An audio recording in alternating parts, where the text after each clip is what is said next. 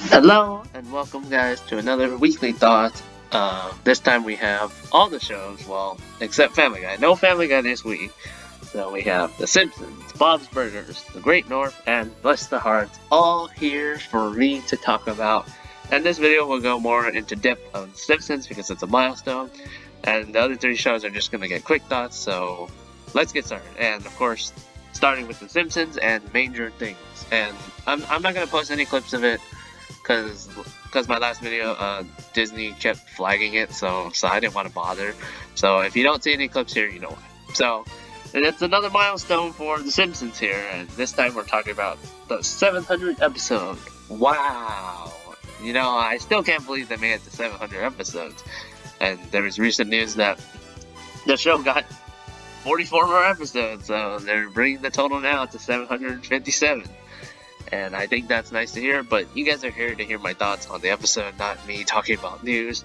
So yeah, Manger Things starts out with the Simpson family decorating the tree, and Bart notices a decoration saying Todd's first Christmas, which then starts a story narrated by Marge set 6 years in the past. So Todd is 6? I thought he was 10. With Homer and Marge at an office meeting at the power plant. And then, of course, Lenny and Carl spike Homer's drink, and Homer gets drunk. So then he starts mocking Mr. Burns, who then releases the hounds, causing the meeting to go into chaos.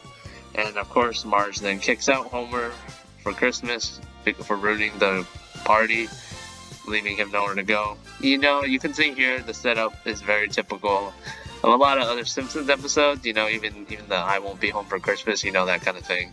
You know, it's one of those super rehash stories that has been done to death by a lot of media and stuff like that. It's just really boring. And, you know, that's one of the things that prevents Manger Things from being, you know, interesting or, you know, even worth watching, because it's just so boring. You know, it doesn't really get any interesting, you know.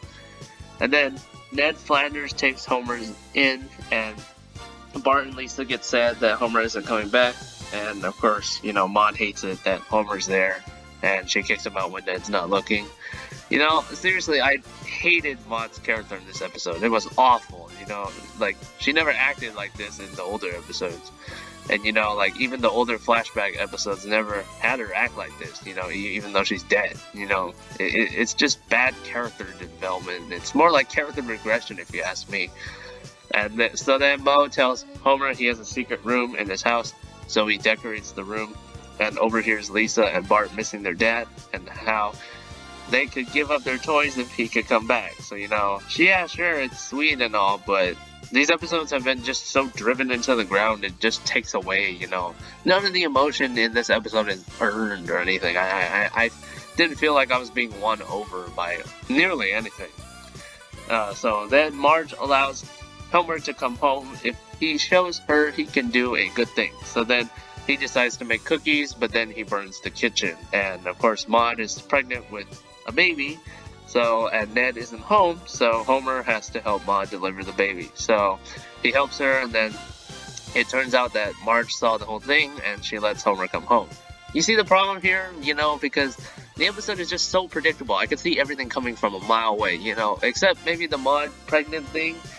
That was a little unexpected, but you know how it ends up, you know, like, you can literally see everything coming from a mile away. From the moment Homer gets kicked out of the house to the moment from where the episode ends, you can see everything coming from a mile away. That is the major problem with this episode. And, you know, especially since this plot has been done before, that was much better than this. So, I know I've been very negative about this episode so far, but if you want me to say some positives, I did like that Homer isn't just the selfish jerk like a lot of the modern episodes are, you know, like here he's the lovable fool that we grew to love. But again, it doesn't really help that the story is a rehash of the other episodes.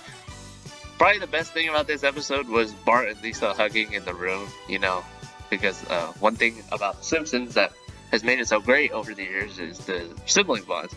You know, sure, it's different from Bob's Burgers, but it's good in its own way, you know. Like, Lisa on Ice is such a fantastic episode. I could rewatch that episode 50 times and it'd still be better than this. Even though I know what's going to happen. The snowman of Homer was pretty amusing. I did like the reveal of the 2 secret rooms, particularly Ned's, because it felt like a really cool place. I'm not sure what happened to it now. Maggie's nickname being Lenny and Todd's being Homer was kind of amusing to me. I really like the couch gag and the unique animation. Although that's not really relevant to the episode. I mean, because the couch gag is a separate part of it. You could put a couch gag in any episode and it's not going to change anything. So yeah, the couch gag was awesome, but unfortunately it's not going to up this episode's score. And there were a lot of continuity errors in it too. I'm not going to go into all of them. There are just way too many to count. Although one of them was, I saw a portrait of Maggie in the house and she wasn't born yet. So, and then of course, obviously Todd is 10 and he's not born yet in the flashback, which only happened 6 years ago. So those were the 2 major ones that I could find. There are probably a lot more, but I don't want to waste time looking into them. I really respect Al John and, this show very much, but I'm glad Matt Selman is going to showrun more episodes next season, as it has been revealed that he's going to showrun at least 15 episodes or something like that, because Al John said he was only going to do 4 of them. So I feel like eventually it's going to transition to Selman, which is good, because I've enjoyed almost every episode that was showrun by Selman this season.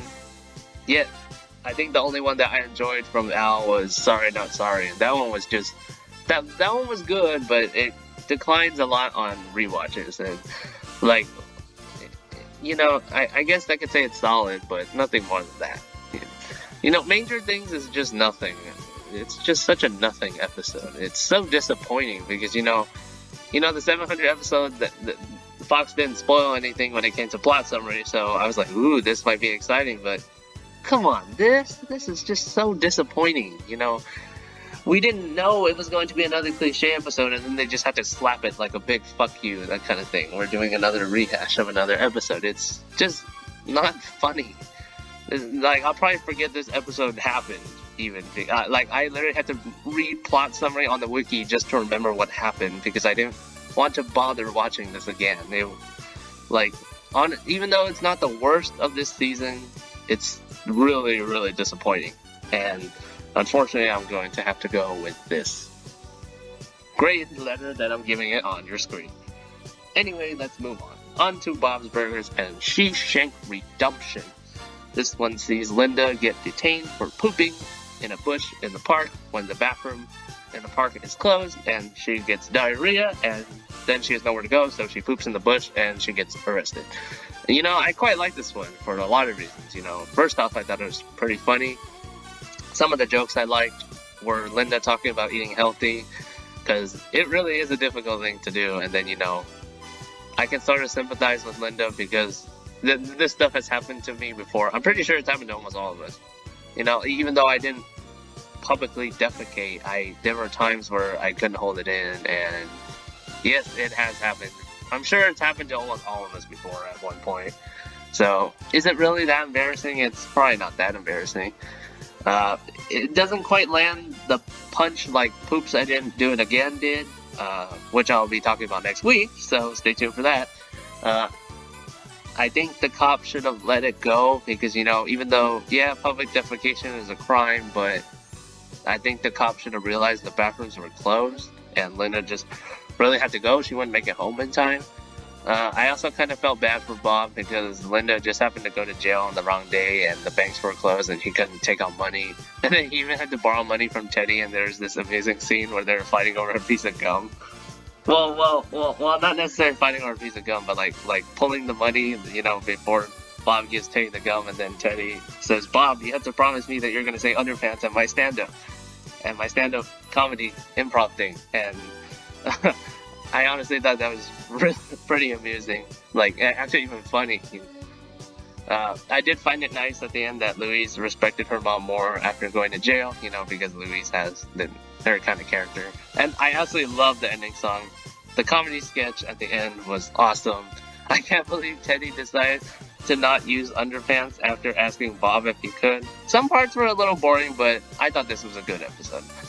In the upcoming Bob's video, I will talk more about poops. I didn't do it again, so stay tuned for that. I might touch base on this a little bit, because it might relate to the video. Next up, we have Bless the Hearts and Nosebud. This one sees Jenny go to a weekend party with Brenda and her cousins, who are also named Brenda, while Wayne takes care of Violet while Jenny is gone. And the subplot is Betty falls for Bud, romantically after he goes to the hospital. This episode does throw a lot at you, and honestly, I'm gonna be honest, I think that's one of the main problems it has. Mainly because, a lot of things happen, but they're not really explained. Like Crystal Lynn coming back, and then, using her for such a small thing, if they aren't gonna explain how she knew about Betty's trick that she used on Bud. They could have literally just used anybody. It didn't really have to be Crystal Lynn if they weren't gonna bother to explain it. I think some of the scenes, while funny individually, like Jenny getting wasted and then she attacks a cop, they don't really do much to advance the story. They're just there. They're funny, but I'd rather them use more advancing of the plot, that kind of thing. That's just more my type of writing style. Comedy style, that is. Because I don't write episodes. I thought Betty's plot was pretty fun as a whole. Even though it's not like the Dog Turing Candidate was, where she was at her peak, everything was just fun. It was nice seeing her fall for Bud. I just hope they continue this instead of just forget it, because they never seem to suggest anything beyond just, oh, it's one-off and it never happens. So I like the main plot though. I like seeing how excited Wayne was to take care of Violet, and then he realizes how hard it is. Her more animated tone when she was going wild on caffeine was probably the best part of the episode. She even wrote a freaking screenplay. I do feel bad though, because I think Violet's character is regressing a little bit. Even though this episode does focus on her, I feel like it's sort of a regression from two of my favorite episodes of the show, Megalo Memories and My Best Frienda, where she cherishes Wayne and stuff like that. I just feel like this episode makes her take him for granted, and I think that's one of the problems I had with it. But I still do like Wayne, and I did enjoy that he did the right thing. Seeing Violet as her actual father, despite them not being married and not being biologically related, that kind of thing. I thought that was pretty sweet. Nonetheless, this episode was good. I wasn't quite a fan of some of the delivery points, but it was solid. And finally, we have the Great North and Period Piece Adventure. This one sees Honeybee trying to clear Beef's name after he gets accused of a crime. While in the main plot, Judy gets to paint a mural for the school, but when she seeks her boss Allison to help her dream come true, then Allison ends up turning it into her own vision instead. And this wasn't as good as last week's, but it's still a nice entry. Beating last week's would have been definitely a high bar. If I made a video about last week solely just to talk about it for 15 or so minutes, then of course it's going to be a high bar to beat.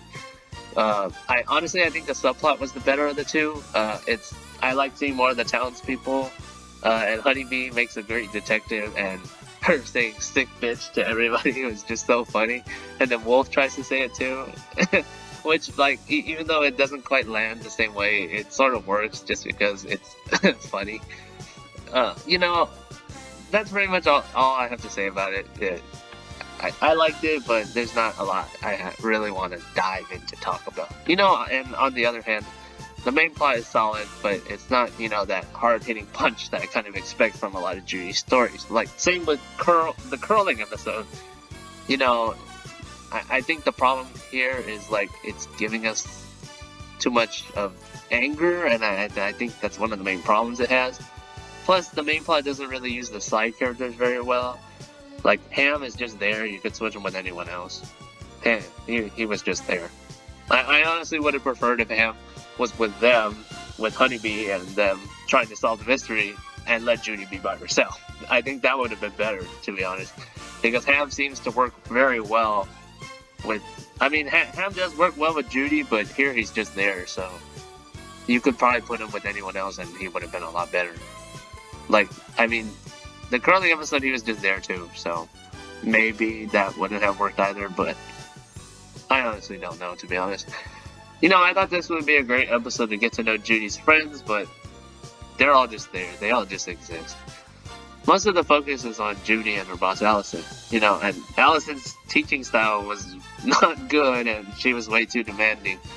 I did like the corruption part, though, but it doesn't touch base on it until later, which I would have preferred if they had touched base on it earlier instead. And I would have liked to see more of Judy's art. Hopefully one day we get to see her art behind the dumpster. Continuity, you know, that kind of thing. I'm a big fan of that. It's not a bad episode, but it's certainly one of the weaker entries of the show. I might give it a rewatch, and it'll get better. Well, I mean, I will give it a rewatch, and hopefully it does get better, but it's not bad. It's pretty solid. Yeah, those were my thoughts on week 17. It was a decent week. You know, Bob's won the night. The Simpsons sucked. Bless the Harts and the Great North were okay. There's no Family Guy, but honestly, even if there was a Family Guy, I think it'd be better than the Simpsons this week. So, anyways, what did you think, especially of the 700 episode? Because this video is focused mainly on 700. Let me know in the comments, and I'll see you guys next time. Goodbye.